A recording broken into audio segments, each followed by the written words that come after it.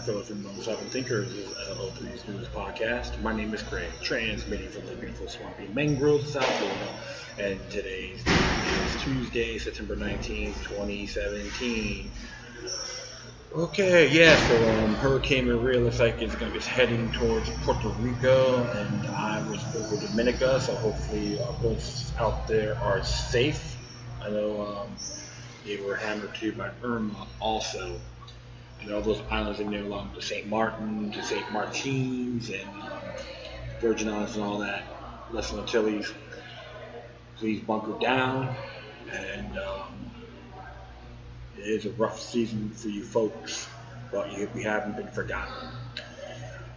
Man, it's just unbelievable. More things change and more things stay the same politically. I was like reading some articles. I know Gwen Graham had the audacity to try to blame flip-flop Scott for the hurricane, not preparing better and all that. I'm like saying, it was a little pathetic, I have to say, because personally I haven't voted for Rick Scott twice as governor of Florida. I may be critical in other areas. However, don't put him as a scapegoat for what has happened with in the case of Mother Nature. A lot of folks need to really just most of them have to prepare themselves the best they can, and plus folks out there working together also. And it's funny about her because she wants to run for governor, and she's trying to be a Democrat. She's a Democrat, if I'm correct. Try to exploit to get her fame, but you know what? It just backfired. And with all due respect to Mrs. Graham, you couldn't even sell used condoms in front of a Walmart, okay? So do me a favor, just drop out of politics because you're terrible at it, or contaminate space somewhere else. Just to give you a fine example.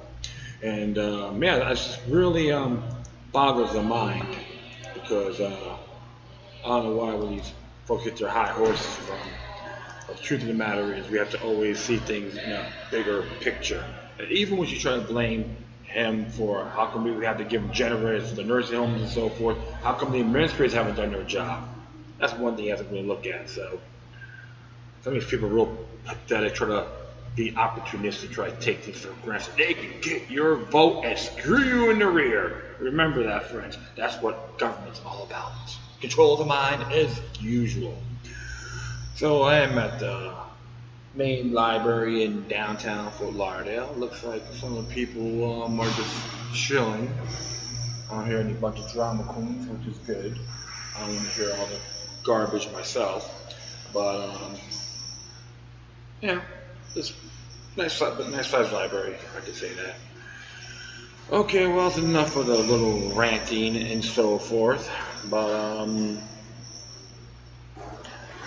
looks like too, like this new social media site called Gab, which is the alternative to Twitter. They're trying to make it cahoots in there as well. And they get you pundit. I post stuff on Facebook as well, so you should go to my Facebook page, check it out. Or just type in gab.ai. And I have them add that as part of my social media sites if you want to be in touch with me and all that good stuff. So that'd be great. Same thing, Look Good Luck 3. Alright, no problem. Well, let me just start off with this. It came out just an hour, a little over an hour ago, from Rachel M. Cohen from The Intercept. To see authority close in on pro-charter school non-profit for illicit campaign contributors. A New York-based education reform non-profit fueled getting $2.5 million for a related group in Massachusetts, according to new disclosures unearthed as part of the legal settlement. The Massachusetts operation called Families for Excellent Schools Advocacy, a pro-charter group, was hit with a record $426,500 fine for failing to disclose its donors related to a 2016 Massachusetts ballot campaign, a race that became the most expensive ballot measure in state history. Visa is a 501c4 offshoot of the New York-based Families for Excellent Schools, a 501c3. That connection raised the stakes for New York Attorney General Eric Schneiderman, who has jurisdiction over Family for Excellent Schools in New York and has made campaigns a centerpiece of his agenda. In exchange for the tax-exempt status, federal law bars 501c3 organizations from engaging in political activity, and some are calling Schneiderman to investigate why Families for Excellent Schools made a multi-million-dollar contribution now that Massachusetts Office of Campaign and Political Finance has acted. The group spent $2.5 million on a Massachusetts ballot initiative that is a screaming siren, a flashing red light, says Michael Kink, the executive director of the union-backed Strong Economy for All Coalition in New York. I think it's something that AG absolutely should look into. A number of groups are aware of this potential violation and we're talking to each other. A substantive investigation is clearly needed. A spokesman for Schneiderman office declined to intercept request for comment. I'd be willing to bet my serious money that Michael Schneiderman will look into this, says Marcus Owen, the former director of the IRS exempt organization division from 1990 to 2000. He's an aggressive attorney general when it comes to charity money. Earlier this summer, Schneiderman's office announced it would be looking into the financial practice of Eric Trump's charitable foundation. November 8, 2016, the Massachusetts vote went to the polls. The most hotly contested vote was not the presidential one, Hillary Clinton's victory. There was all but assured. The real political battle for Bay State voters was a ballot initiative known as Question 2, which proposed lifting the state's charter school cap. It was easily the most expensive ballot measure in Massachusetts history, with more than $40 million raised by both sides. Teachers union provided nearly all the money to fight the measure, while Boston's business community and out-of-state donors gave most of the money in support. Good grief. Wow, man. In the end, the measure came into nowhere close to passing, with all cities all over Massachusetts and Boston voting against it. $426,500 penalty, which was the amount of cash Visa and Families for Excellent Schools had on hand as of August 21st, represents the largest civil forfeiture negotiated by the OCPF in the agency's 44-year history. The OCPF charged that Visa violated state campaign finance laws by receiving individual contributions and funneling those funds to Great Schools Massachusetts. A ballot committee has supported Question 2. Ballot committees are required to disclose their donors, but with Visas acting as intermediary, individuals could shield their names and contributions. A review of bank records show that Visa transferred to the ballot question committee closely filed Visa's receipt from individuals. The OCPF said in a press release. Additionally, the money received by Visa significantly increased during the 4 months before November 8th. And there's some service dog barking. That's okay. Don't worry, but it happens here all the time. Alright, I'll continue on here. As part of the settlement, in addition to the fine, Visa agreed to disclose its donors, to dissolve as a 501c4 and the Family for Excellent Schools to avoid fundraising and participating in any election-related Massachusetts activity for the next 4 years. OCPF is a real bank into the state.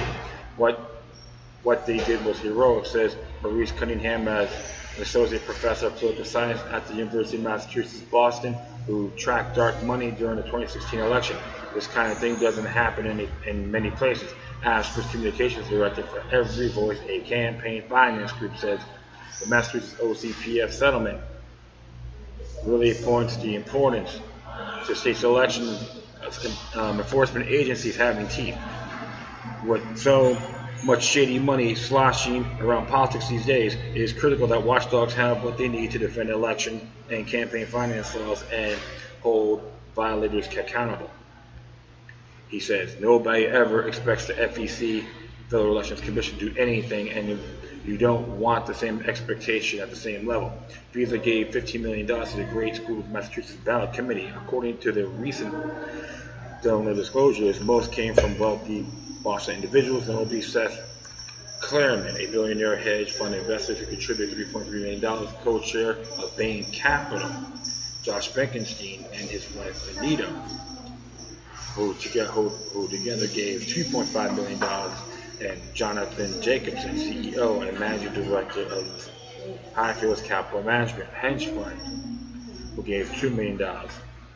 large other donations came from Walmart, Heiress, excuse me, Alice Walton, who gave $750,000, and Paul Seguin, chair of the Massachusetts Board of Elementary and Secondary Education, who gave $496,000. Man, these people, what? Good grief. Well, it was long suspected that these wealthy individuals provided most of the money behind the efforts to lift charter school caps. The $2.5 million donation from Families for Excellent Schools was a genuine surprise. In the OCPF legal settlement, Visa and Families for Excellent Schools denied all wrongdoing, fault, or liability under Massachusetts state law. Families for Excellent Schools did not return the intercept's request for comment, opposed to the case that Schneiderman should pursue an investigation. Activists point to one that former Attorney General Kamala Harris launched to mass speaker donations that poured into California's 2012 election. In 2013, after Harris' investigation concluded, California levied a record $16 million penalty on groups linked to Coca-Cola that had secretly funneled money to two California ballot initiatives. The improperly disclosed funds went towards fighting Proposition 30, which would have high taxes on the wealthy to fund schools, and the Proposition 32, which would have limited unions' political power. California's campaign finance laws prevented the groups from revealing their donors.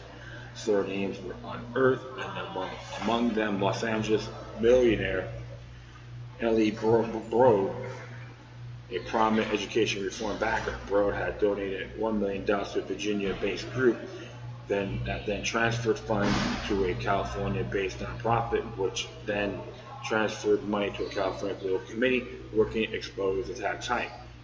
Broad has said publicly that he supported the tax increase. How and whether the 4-year ban for Family for Excellent Schools will affect education reform policies in Massachusetts remain to be seen. Lam Kerr, the Massachusetts State Director for Democrats for Education Reform, had no comment on the OCPF settlement for its implications the group's work. In February, the following 2016 election, a new education group called Massachusetts Parents United launched, which claims to the independent vote of parents in the Commonwealth.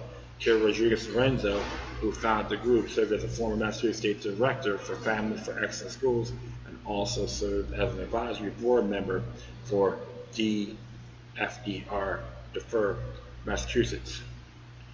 Massachusetts Parents United received funding from the Walton Family Foundation and the Longfield Family Foundation, both known for support education reform efforts.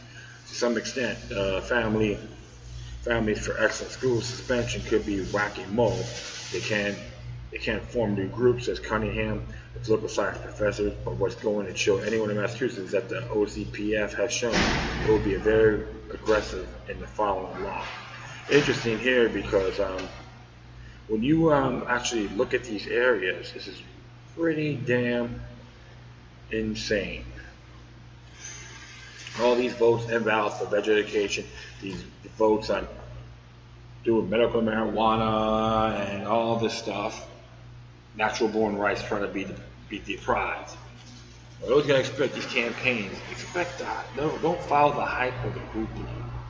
It would be all sincerity.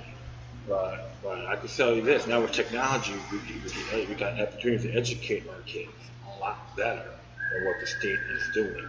There's even homeschool curriculums, which has a lot of merit. You can look at those, like Ron Paul homeschool.com, a fantastic website, or Ron Paul curriculum. Just to give you a couple of examples for liberty-minded, to liberate your students' minds, and your children's minds. So this is why that's why I'm not really too keen when government gets to stick their nose and don't belong. Especially we have outsiders, like the outside contributors. This is really insane. But you can say whatever you want, damn you do, damn you don't. But remember one thing: you can throw all the money in there. There's no guarantees that your kids are going to be educated. So always find other alternatives, different avenues to seek knowledge, and you got to encourage your kids too to take the initiative on looking things out there for themselves as well. And the parents have to do the same thing, or guardians. Share that knowledge with everybody. This is essential. When it comes to rely on the government for this, generally speaking, it is pretty damn ludicrous. And I'm pro-10th Amendment. I'm not too crazy about the U.S. Department of Education being sent, how the federal government trying to centralize our schools. You need to get out of it. Like it or not, that's how I see it. So, it is interesting. It is something else. Yeah, so definitely, we're definitely gonna do that. I'm gonna save this image right now as we speak. Yeah, boom. Cool. So I got that done. All right. Well, next one we're gonna be getting here, to be exact, is from RT, and I got this from Newsbuzz. Came out today, and it just says here: U.S. opens first permanent military base in Israel. Tensions with Iran rise. Could we say a possible imperial plan? Oh yeah, man. You know how that goes. All hail to the Greater Israel Project. I will continue. I will proceed here. This is by, I don't really say anyone who did this. Okay, what it says here. Even though the U.S. has routinely deployed forces to Israel, it is only now opening official permanent military base in the country. The move, largely seen as symbolic, is meant to send a strong message to Israel's enemies.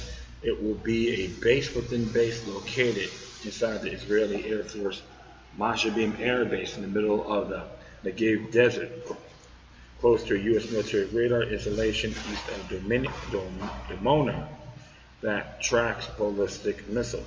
From the base, American forces will be helping operate Israel's multi-tiered missile defense system, which two countries developed together.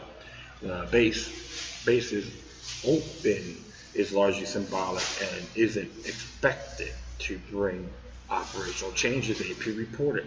However, Israel officials have the establishment of the base will send a message to their enemies. And there is right there, the IDF. This symbolizes a strong bond exists between the United States and Israel. Yay! How fascinating. Hopefully all you pro-Israel fans out there, supporters out there, say, God bless the empire, it's okay for me. Alright, it is a message that said that Israel has been better prepared. It's a message that Israel is improving the response to threats, said Brigade General Zivka Haimovich, the commander of Israel's aerial defense. In his speech, Major General John Gronsky, deputy commander of the U.S. Army National Guard in Europe, said the base symbolizes the strong bond that exists between the United States and Israel. That's what Donald Trump has to say. Such an honor to have my good friend Israel Prime Minister Netanyahu join us with his delegation in New York City this afternoon. Yay! I'm real impressed. Bend over and smile. Country, America first, down the drain. Part of it, that is. It opens coincides with Israel's renewed push for the Trump administration to cancel what Israeli Prime Minister Benjamin Netanyahu called the terrible nuclear war of Iran, whom Israel considers its biggest enemy. Yeah, attack America. Okay, Master Netanyahu, we'll do that for you. We'll kiss the floor and lick your behind too, if ever means necessary. The deal was negotiated by world powers, including the U.S. 2 years ago, to make sure Iran does not build nuclear weapons. The UN's nuclear watchdog, the International Atomic Energy Agency, last year certified that Iran complied with the agreement. Remember, they can have it, but we can't. Exceptional, very exceptional. So this is what the thing. You can't have it, they can't. If we criticize a certain country that has, like Israel, have nuclear weapons, they can say you're anti-Semitic. See how that goes, my friend? Propaganda Matrix 101. However, earlier Monday, the Trump administration threatened to quit the deal if the IAEA does not require and obtain access to all Iranian military sites. We will not accept a weakly enforced or inadequately monitored deal. Trump said in a statement to the Watchdog's annual meeting in Vienna. On Sunday, Israeli intelligence chief Yossi Cohen was cited by Israel's Channel 2 as calling for immediate action to ensure that Tehran cannot attain a nuclear bomb. Today, Iran is the North Korea of yesterday, so we need to act now that we don't wake up to an Iranian bomb, Cohen reportedly said. It was not immediately clear whether he called for a military strike against Iran. Following that, Iranian army commanders threatened to destroy Tel Aviv and Haifa if Israel makes the tiniest mistake of attacking Iran, according to Tasnim news agency. So the whole thing is this: whatever you do, don't attack Iran, so they won't fire back. Israel's multi-tiered missile defense system includes the Arrow, designed to intercept long-range ballistic missiles, the kind that Iran has, Iron Dome, which defends against short-range rockets that were fired by Palestinian groups from the Gaza Strip, as well as David Sling, which is designed to counter the type of medium-range missiles possessed by Iranian-backed Hezbollah militants. So you have to really look at this as a bigger picture. Why is the United States want to support an Israeli empire? Yes, the Greater Israeli Project is a good example. Folks, check out and look for yourselves. He's not here trying to say I hate Israel by any means, or bashing Jews. That's completely irrelevant. It's just you got shysters in their government that love and thrive on imperialism and wants other countries to do their dirty work. I don't know why the United States should never have a base in Israel in the first place. So to all you Trumpsters, Trump worshippers out there, you may be duped once again. And don't worry, it's just like the Obama worshippers out there too. Yes, we can, we've been scammed, but that is okay. Just to give you another sample of what politics, how dirty and filthy it can really be. Blasphemy at its finest. So whatever you please, think for yourselves. Don't follow this propaganda matrix. And I'll tell you this, I want all my brothers and sisters serving the military to come home, support a republic, not an empire. That includes having a base in Israel. Okay? Plain and simple. Don't use anti-Semitic. If you do, then you just lost the battle. Plain and simple. Okay, this one here came out yesterday. And is actually Lou Rockwell did a link on here from a Russian insider. It says here, America's PC plague, a national catastrophe. And it's by Dmitry Kiselyov. Yeah, politically correct is a sham, okay? So I'm going to let's read this here. Ladies and gentlemen, say hello to Dmitry Kiselyov, Russia's #1 news anchor and simultaneously the head of one of the biggest government media conglomerates, Rosia Sagania, which owns, among other things, RT. He was proudly demonized by the Western media and put on the sanctions list, a strong hint that he probably talks a lot of good sense and is worth listening to. Kiselyov is an excellent wordsmith, and his carefully crafted video essays pack a punch. This time he found an excellent translator to convey a hint at his style, some choice chops.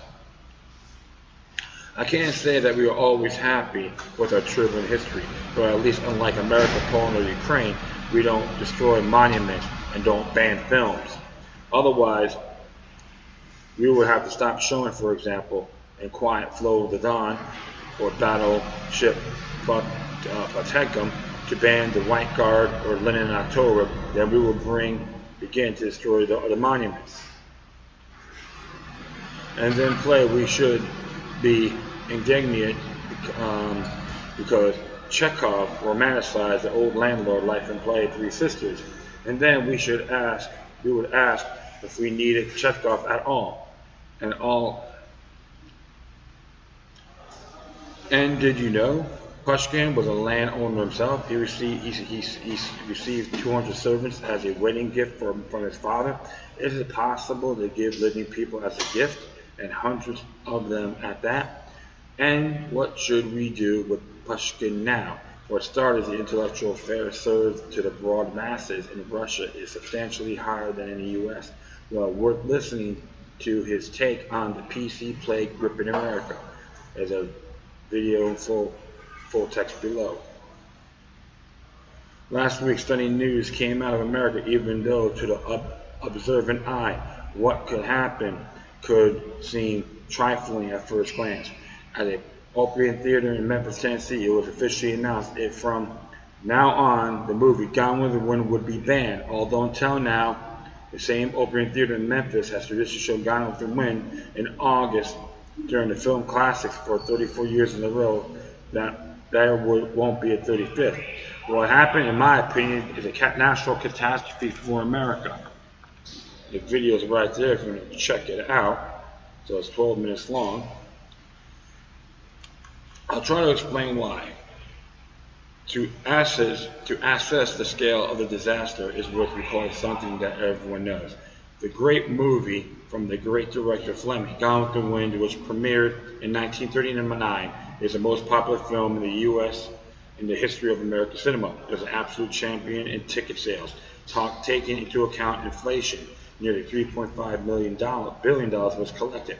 Modern day Hollywood blockbusters can't even get close to that kind of runaway success. Vivien Leigh was cast in the lead role as an English actress. She was selected out of 1,500 candidates. Gone with the Wind immediately brought her world fame. Vivien Leigh is also remembered an all-time symbol of British cinema. However, she received her first Oscar of the American movie Gone with the Wind. In total, this film has received 10 Oscar awards. One of them was given to a black actor for the first time in history. The highest reward of the American Film Academy for the Best Supporting Actress was given to Hattie McDaniel, who played the maid, Mammy, in Gone with the Wind. Now the film is accused of racism and insult to the black population and the romanticized of the South during the slavery period. The love story in this film is told again in the background of the Civil War between the South and the North in the 19th century. And they say the movie is a painful for a portion of modern day population. The representative for the distribution company states the following: an organization whose stated mission is to entertain, educate, and enlighten the communities it serves to oppress cannot show a film that is insensitive to a large segment of the local population. In order to understand the context, I should add that the Negroes, the word is fine in Russian, are about 2/3 of the population of Memphis. It's them who are offended by a classic American film. However, banning one film in only one city is the only general part of the process, which is kicked into high gear during the Obama presidency. Racial tensions are all-time high in the United States. It was during Obama's presidency that the first monument, the larger campaign to remove monuments to white heroes was taken down. The statue of the hero of the South, General Lee in New Orleans. The decision was finally executed last May during Trump's administration, but that was only done by labeling General Lee Monument a symbol of superiority of the white race, or to translate it into PC speaking, a symbol to white supremacy. And it is so insulting, and I will just proceed here. However, it's impossible to speak today in the United States about the atrocities of Northerners, in particular about the scorched earth tactics of General Sherman during the American Civil War. Meanwhile, in New Orleans, a monument to the President of the Southern Confederation, Jefferson Davis, has already fallen, followed by a monument to the fighters for the freedom of the South. Another general for the South, Pierre D. Bergard, was taken down as well. Later, the monument of General Lee was slated for demolishing in Charlottesville. This is similar to mass toppling of Lenin statues. Only done in the American way, it quickly spread to Baltimore. They were brought down the monuments for 4 generals of the Confederation and other figures of the South of the Civil War period. A monument to the soldiers of the South was removed in North Carolina.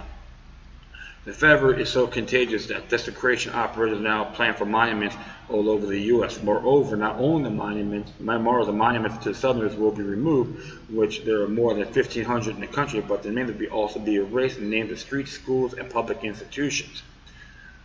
with a red-hot iron against history. The cinema turns how now crime, now the brilliant movie Gone with the Wind runs the risk of disappearing from all American screens. The Memphis president will work. The Memphis president will work, and they will certainly never ever show one of the first U.S. full-length films, Birth of a Nation, directed by David Griffith. And I've seen that. I've seen that on DVD. Who, by the way, is considered the father of American cinema. It was he who laid the foundation to sensible editing and even the special effects. Birth of a Nation, 1915, 3 hours.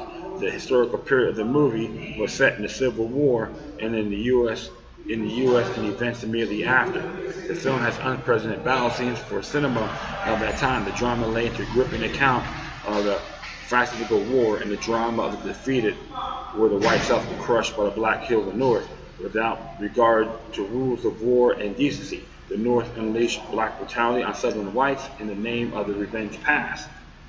How can this film be shown, especially since the birth of the awful Ku Klux Klan is also realistically depicted in the movie as well? It has emerged as a necessary organization for the self-defense of whites. And the cavalry charges, while the Ride of Valkyries by Wagner playing as a score. All this is unacceptable now, so the picture will be permanently banned from American cinemas. All this, even though the U.S. President Woodrow Wilson, who won a Nobel Peace Prize recipient, but who was also considered an authoritarian, called The Birth of a Nation a terrible truth. Because one thing about war and politics, a lot of stuff gets ugly and people get deprived. So one person gets deprived and you get back at them later, doesn't cut it. So, and I've seen Birth of a Nation and had to look at a real big picture of it. So, how all this came about in a period of time. President Wilson made a statement right after he organized a review of Griffith's new movie in the White House. We invited both his ministers and foreign ambassadors. Surprisingly, it turns out over 100 years ago, Americans coped with this past and was ready to comprehend and to accept it as is. Now, this ability has been lost, and the war has been declared on the past. So far, it proceeded in a very primitive fashion, though the destruction of monuments and censorship, and no one knows where it will stop. Why not? Then take a look at the American Westerns. Are they the next on the chopping block? There are many films where Indians are depicted as stupid and bloodthirsty, and they were killed by white men in great numbers. It seems the fight against the Westerns hasn't just started yet. But monuments to Christopher Columbus, discoverer of America, are already being defiled all over the U.S. Hold up. Okay, sorry about that.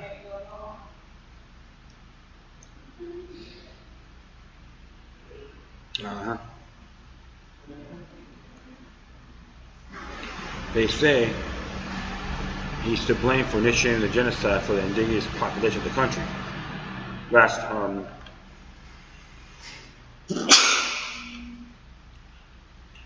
Last Wednesday, in the state of New York, Statue of Columbus was knocked down from a pedestal, then smashed to pieces. These are new heroes in America now. American cinema does its best to create a new cast of heroes. Shoot. More sensibility. The last Oscar for Best Picture characteristic Laura Trent, the film Moonlight, has the main character be a son of a drug-addicted mother, a gay black man, a brutal gangster with gold teeth. But look, as his wounded soul, his difficult childhood is now beyond Gone with the Wind. There's also an example of how America can cope with the real history of his own country. The conflicts of the past, the wounds of which never managed to heal, have reopened. History seems to be coming to life and created serious tension. We lived through something similar in our Soviet experience, when all society was ideologically balkanized and forced to take up the position of one of the parties in the conflicts of the past. We supported the red and not the bourgeoisie, excuse me. where the rebels of Pugachev and Stapp and Razin were against the landlords. We were the insurgent officers, the Decembrists, not for the Tsar. We were for the Northern terrorists, not for the Tsarist police. And we are all as one against those enemies as if they were still alive today. The same thing's happening in the U.S. now. The Confederates of a century and a half ago turned onto the living enemies of today, and the relationship between Negroes and the whites in those days can't be shown as it was really back then. Political correctness is the instrument of American censorship. Under its banner, they forbid and demolish monuments. Under its banner, you can destroy white history in your heart's contents. In Russia, we're already so fed up with all those nonsense, and thank God we can now quietly write, publish, read, film, and show our history. We can't allow ourselves to look at events from different sides. I can't say we were always happy with our turbulent history, but at least unlike America, Poland, or Ukraine, we don't destroy monuments and don't ban films. Otherwise, we would stop showing, for example, in Quiet Flow of Dawn, the Battle of Tocantins and the Band of the White Guard or Lenin in October. We would begin to destroy the monuments, and then we would get so indignant because Chekhov romanticized the landlord life in the play Three Sisters, and then would ask if we needed Chekhov at all, and did you know Pushkin was a landowner himself. He received 2,200 servants as a wedding gift from his father. It is impossible as a gift, and hundreds of them for that. And should we do with Pushkin now? But this would mean applying today's norms to the past. We have already split so much blood over the past that we don't want to reopen these wounds again. We want to heal our past divisions, to learn and accept everything as it was, and to learn from experience. We don't want new civil conflicts. Meanwhile, America still has the energy to reopen old wounds and stoke the flames of resentment. Political correctness only works as a band-aid, it seems. It masks the old tensions under the superficial layer of civility. Meanwhile, an old racial hostility and enmity smoldered in the deep like simmering submerged peat fire. Now the tongues of the flames are already peeping out of the ground, licking the turf on top, and the scale of the fire, when it will finally break out, is difficult to predict. When a society is split, when politics are saturated with hatred and the rule of law no longer exists, what will keep the whole thing from collapsing? He's right. He's absolutely right. When you don't study the past, remember one thing, the past is today's greatest teacher. If you don't learn from it, we're damnly doomed to repeat it. When I see all these bobheads out here wanting to shut this down, shut that down, say that's offensive, you know what? You give them a penile microphone, because you know what? Because they're the enemy of freedom. I know a lot of you folks heard my show enough times. Everyone, doesn't matter what you look like, the particular group had their culture, heritage, individualism destroyed. And you think it's okay for doing another particular group? They just like the same bastards, tyrants in the past. You're just New World Order agents, pawns, Uncle Toms and Aunt Jemimas to the globalist. If you want to support this political correctness, or you get offended by certain statues or a certain movie, give me a break. You have your own mind, you have your own individuality. Learn your heritage. There's a lot of great stuff that happened around the world, beautiful people out there, what they achieved. Of course, we'll have darkness. The world we're standing on, if we have blood on, we're standing on blood, not just the United States, but the world. There's political correctness. I can wipe my behind it. It's nothing more than pathetic toilet paper. That's right. I've been consistent about this, my friends. I know it tick off a lot of people with that mindset, but you know what? I can really care less. Something they think about on the past is today's greatest teacher. Political correctness is a cancer. If you want to support, if you want to censor, wear your I Love Mao Tse-tung button, or have your Vladimir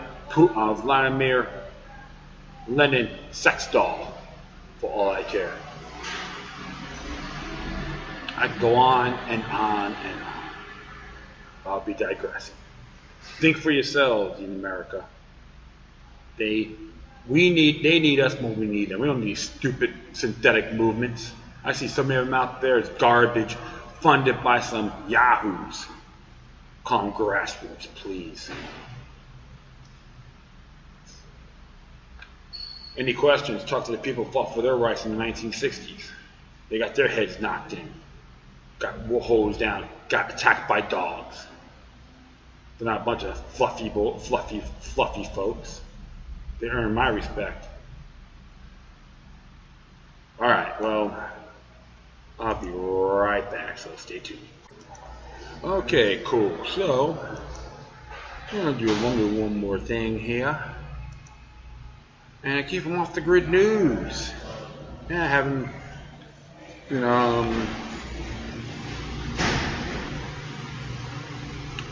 talk about this on my show lately, and they get discussing some good stuff. Yeah, offthegridnews.com. And it says here, Concealed Carry 101. What they didn't tell you during firearm training. This is by James Walton.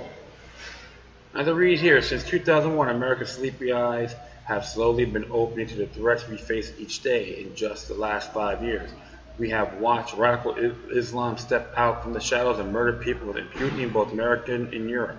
In many states, you need firearms training to get concealed carry license.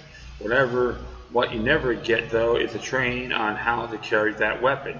In fact, you didn't get advice on how to carry my weapon. It is truly your responsibility to learn about holsters to positions to carry. The discomfort of ignorance. Many people take to magazines, blogs, and YouTube videos to decide how to carry their weapon. Some are even trained in personal comfort for the ability to carry their weapon. Look, it's 2017. There is no time for bulky, uncomfortable holsters or carrying positions. TeknoAXE is very hard plastic makes up with the new holsters on the market. The material is cheap and strong to protect your trigger. Leather or nylon. These holsters will take some to break in, but they can be comfortable as well. They are effective, but personally, I want something sturdy protecting my trigger. I have kids. I'm not a sedentary person. Combo. These are very cool designs that offer up the tough plastic protection of the TeknoAXE hole along the nylon or leather backing. There's a couple examples. You can check on holsters. And there's a link for that. 12 o'clock, 3 o'clock, or 6 o'clock. But it's not enough to simply to have the right holster. You need to consider where on your body you carry it. Let's examine the option. 12 o'clock appendix on front carry is the method I hadn't considered until just recently. The appendix carry offers incredible ease of access. You merely lift away, grab your gun. Many people like appendix for its liability to conceal your weapon in the area most people aren't expecting. The biggest drawback is not having the ability to bend forward with some of the type holsters. 3 o'clock right hip or 9 o'clock left hip. The method is the most common. It probably just comes down to your dominant hand. It offers good mobility. Some people are not a fan because of the possibility of something called printing. Printing is showing the outline of a weapon through your clothes and thus giving away the fact that you are carrying concealed. 6 o'clock, small on your back. To me, this is a movie style carrying, very flexible guy, and I still find there's a little inconvenient way of carrying it. With training and muscle memory, I'm sure it gets easier, but the position is not my cup of tea. That said, many people love it. It puts the gun out of the way and it's there where you need it. Chest carry. If belt carries doesn't offer you the carry style you like, then look into your chest holsters. These strap to your chest and offer access to your gun without a hindrance at the waist. Leg carry. Some people strap to their thigh or even their calf, depending on the size of the weapon. These can be very effective and unobstructed methods of carrying concealed off-body carry. If you find that having a gun on your weapon on your person is too much of a burden or discomfort, considering off-body over-the-shoulder bags will offer quick access to your weapon. Look for bags that are designed for concealed carry. You be the judge. Unfortunately, many people are struck carrying a weapon in an uncomfortable way because some guy online told them it's the best way. There's the only true way to fix the problem is that to experiment, carrying in several diverse ways before setting on one concealed carry method. And it's true, you have to see what fits for you as an individual. And like I guess it's a good thing to have, good thing to check out and learn. I think you gotta keep on learning. And this, I gotta say too, with Off the Grid News, it's a great site, man. It tells you lots of methods. They have one here, some articles here about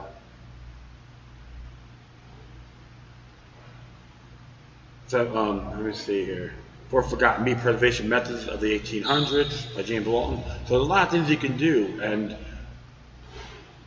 when if you're gonna carry, make sure how it's comfortable for you, what kind of firearm you're gonna be having, and if you do decide to carry or have it on you, as an individual, you have to exercise higher standards. Not being macho, arrogant, and say, I've got my gun, or be some of these knuckleheads I've seen in the past that start by flashing their firearm like they're some fashion model. I don't believe in that. And true firearm owners that like to carry were humble, down-to-earth individuals. So when you learn what's comfortable for you, no one else, then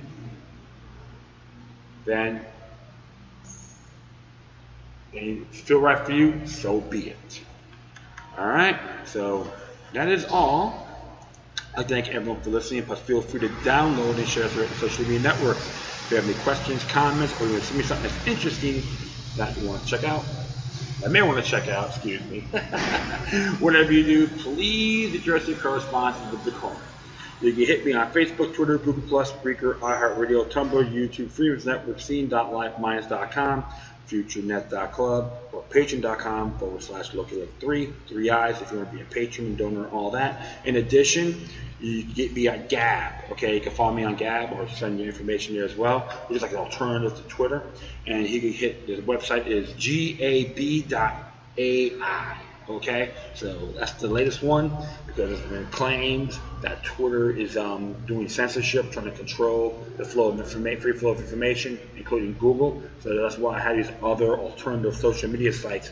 So I recommend everyone out there take that initiative. Okay, because one thing about Scene.lifeminds.com, they're more privacy friendly, and FutureClub.net is very good too. You can actually start promote your business without being censored. They're very good about that. And I'd like to thank Glenn Catastrophe from the research project it's called. Yeah, that may be one of those sites. But FutureNet.club is a good site too. So I recommend all those. Get involved. And in addition, you can hit me on LokiLuck3@gmail.com or your cryptic types LokiLuck03@protonmail.com. Okay, my friends? Once again, thank you for your time. But always remember that the demoniac resistance is helpful for the soul and can liberate humanity. Until next time, take care of yourselves. Keep on spreading love, and may your guardian spirits be with you.